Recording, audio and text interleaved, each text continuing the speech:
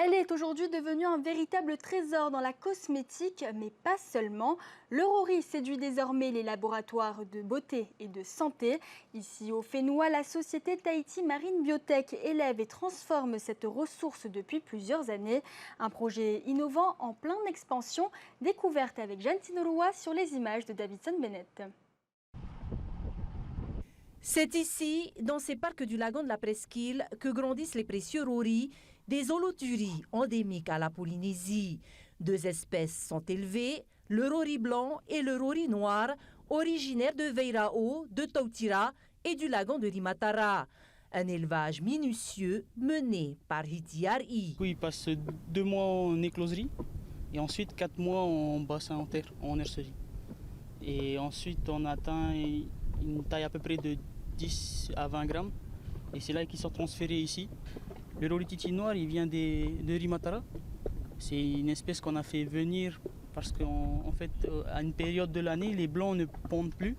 Les noirs pondent justement et du coup, ça nous fait une production pour toute l'année.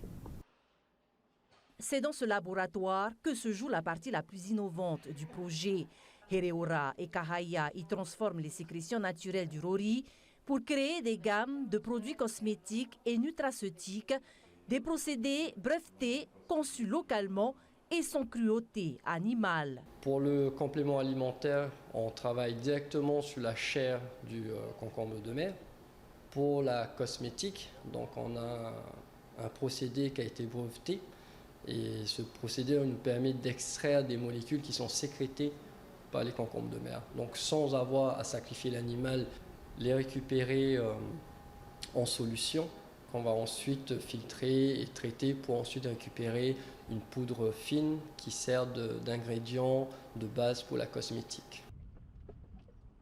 L'aventure Tahiti Marine Biotech trouve son origine dans l'expérience personnelle de son fondateur, Auguste Buluc. Une histoire à laquelle sa fille Kahaya, ingénieure en bâtiment de formation, a choisi de se joindre. C'est mon papa qui a eu un cancer il y a 15 ans, un cancer du pancréas. Aujourd'hui, il a des troubles quotidiens qui sont incurables. Et en fait, il a accepté d'être cobaye pour des gélules à base de rori qui lui ont permis justement de faire diminuer ses troubles glycémiques et digestifs. Et c'est comme ça que l'aventure est née. Il s'est dit, il faut faire ça à Tahiti.